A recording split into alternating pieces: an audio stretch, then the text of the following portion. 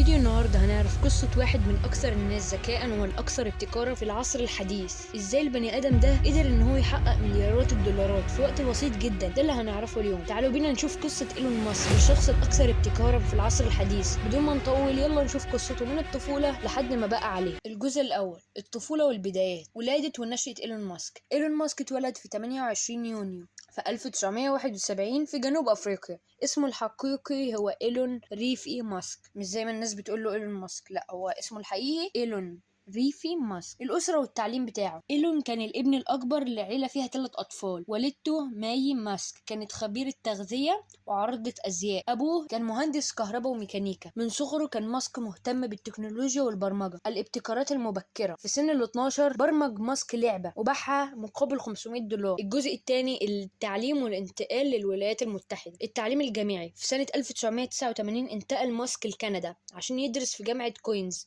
وبعديها انتقل لجامعة بنسلفانيا في الولايات المتحدة. حصل على البكالوريوس في الاقتصاد والفيزياء، يعني هو كان تخصصه اقتصاد وفيزياء. الخطوات الأولى في ريادة الأعمال. بداية في 1995 بدأ ماسك درجة الدكتوراه في الفيزياء التطبيقية وعلوم المواد في جامعة ستانفورد، لكن سابها بعد يومين عشان يبدأ في مشروعه الأول وبدايته الباهرة زيب 2. الجزء الثالث، الشركات الناجحة. في نص التسعينيات أسس ماسك شركة زيب 2 اللي احنا اتكلمنا عنها في اللي قبله، وهي منصة لنشر المحتوى الصحف على الإنترنت، بمعنى اللي هي بتنشر المعلومات. لو في صحيفة ورقية فمن حق الصحيفة دي إنها تتحول إلكترونيا. وزيب 2 حقق نجاح بشكل كبير جدا، يعني انتشر حرفيا أي مجلة كانت بتعتمد عليه. في 1999 تم بيع الشركة بمبلغ $307 مليون. يا جماعة متخيلين الرقم؟ بشركة واحدة اللي هي زيب 2 قدر يجيب الرقم ده. بني آدم عبقري. تعالوا بقى نشوف بداية باي بال. بعد ما باع زيب 2 أسس ماسك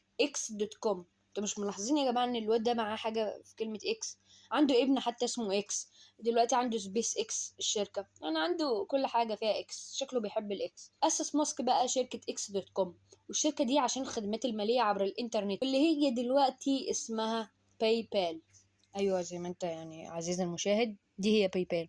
في 2002 باع باي بال لاي باي، الموقع اللي هو اللي بتشتري منه حاجات اونلاين. بكام بقى؟ يعني قول الرقم كده في التعليقات قبل ما تشوف. بمليار و500 مليون في الاسهم. انت متخيل يا عزيزي؟ لسه يعني في 2002 البني ادم دلوقتي بدأ يوصل للمليارات. الجزء الرابع هنتكلم دلوقتي عن سبيس اكس وتسلا. سبيس اكس بعد ما هو خلص وباع شركة باي بال او زيب 2 يعني بالمعنى الحرفي، عمل شركة اسمها سبيس اكس بهدف تقليل تكاليف السفر للفضاء وجعل الحياة متعددة الكواكب، بمعنى ان نلاقي كواكب تانية نعيش عليها غير كوكب الارض. طيب حققت نجاحات كبيرة زي اطلاق صاروخ فالكون 1 وفالكون 9. ملحوظة، إيلون ماسك جرب أكتر من 4 مرات يطلق صواريخ ويرجعها، وده كان هدفه، ولكن كل مرة تفشل لحد ما كان هيتحطم، لحد ما جربها وظبط وبقى الموضوع دلوقتي هو المتخصص في الموضوع ده. تسلا. في 2004 انضم ماسك لشركة تسلا كمؤسس مشارك ورئيس مجلس الإدارة. تسلا بقت رائدة في صناعة السيارات الكهربائية مع تقديم نماذج زي الموديل اس وموديل 3، السيارات اللي احنا عارفينها اللي هي الكهربائية. الجزء الخامس، الابتكارات المستقبلية والمشاريع الجانبية اللي هو بيخطط لها وعايز يعملها. بس اقرب لكم يا عم ولا حد يعني اهو ظبطكم. سولار سيتي، اكيد دي سمعتوا عنها لانها مشهوره قوي.